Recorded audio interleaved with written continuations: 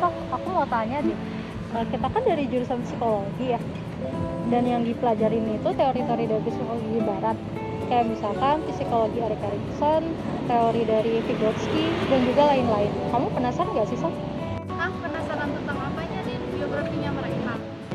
Kan, tapi kamu pernah gak sih penasaran tentang psikologi dan juga tentang psikologi? Oh, maksudnya psikologi. Nah, bener. Kamu pernah gak sih baca mengenai materi tersebut? Aku tahu sih, cuman aku nggak terlalu tahu banget soalnya beberapa kali dibahas di kelas, aku nggak terlalu paham. Sama sih, tapi aku masih penasaran banget nih, kayak bayangin aja psikologi manusia itu kan pastinya ada berhubungan juga ya sama Al-Quran. Kayak misalkan ketika kita stres, pastinya kan bisa kayak tenang ketika dengerin dari Al-Quran itu. Iya bener, kadang aku juga mikir kalau misalnya ada orang sakit mental kan biasanya pakai yang kita tahu ya, pakai CBT, CT, exposure gitu-gitu kan. Nah kalau misalnya pakai terapi yang kata kamu sebutin tadi itu gimana ya? Ada korelasinya nggak ya? Pasti ada kolerasinya nggak sih? Kayak misalkan bayangin aja, ketika kita stres, pastinya kita bisa tenang gitu dengan ngedengerin Al-Quran itu nggak sih, Sang? Emang sih ngedengerin Al-Quran tuh emang bener-bener bikin rileks dan tenang banget. Ya itulah kok yang aku bilang kalau psikologi Islam tuh bagus tapi masih belum efektif gitu deh. Iya, karena emang kita masih fokus sama teori-teori barat. Terus perkembangan psikologi Islam juga kan emang masih kurang jauh banget ya. Sama riset-riset Islam juga emang sedikit kayak gitu.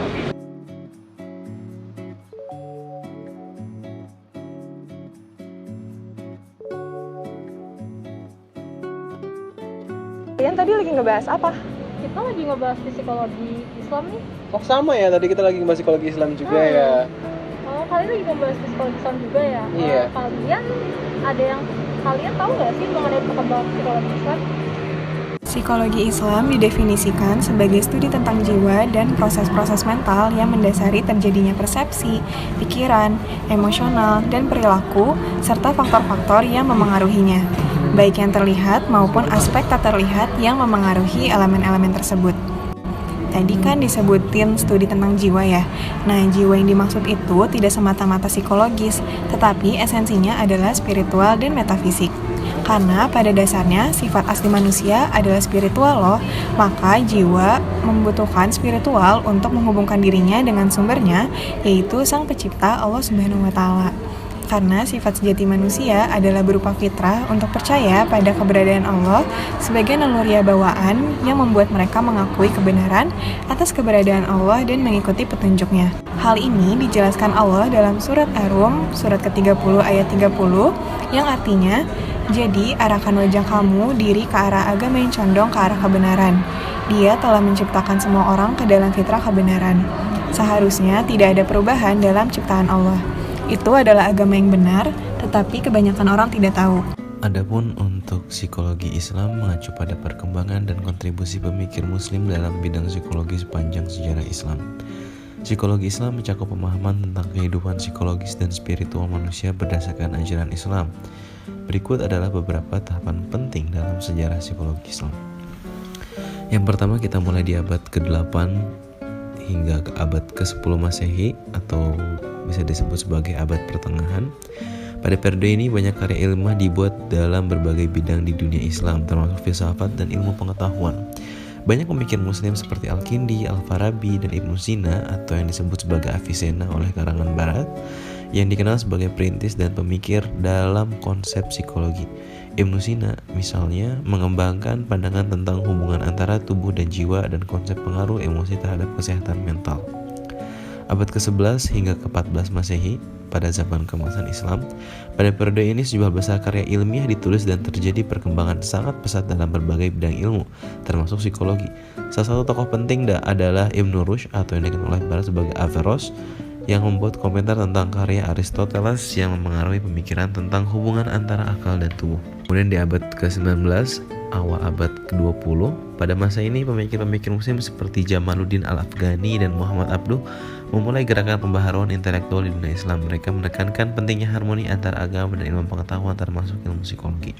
Kemudian pada abad ke-20 hingga ke-21, perkembangan ilmu pengetahuan modern dan globalisasi membawa konsep-konsep psikologi barat ke dunia Islam. Beberapa sarjana muslim mencoba untuk menyintesakan pemahaman psikologi barat dengan nilai-nilai Islam. Mereka berusaha mengembangkan model-model psikologi yang mencakup dimensi spiritual dan moral. Sebagai bagian dari upaya untuk mengembangkan psikologi Islam, beberapa universitas di dunia Islam juga menyelenggarakan program-program studi psikologi yang mencakup aspek-aspek keislaman. Pemikiran dan riset di bidang ini terus berkembang sebagai bagian dari upaya untuk menyelaraskan pemahaman psikologi dengan prinsip-prinsip Islam.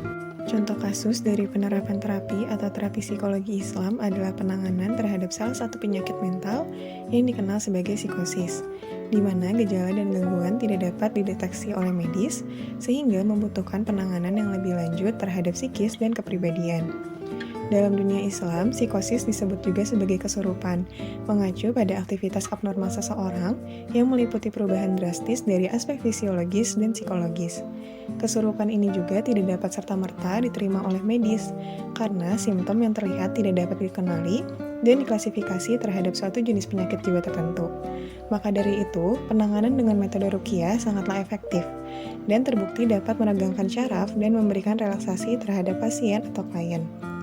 Dengan pembacaan ayat-ayat suci Al-Quran kepada pasien atau orang yang kesurupan, dapat berpengaruh untuk meredakan gejala atau gangguan tersebut.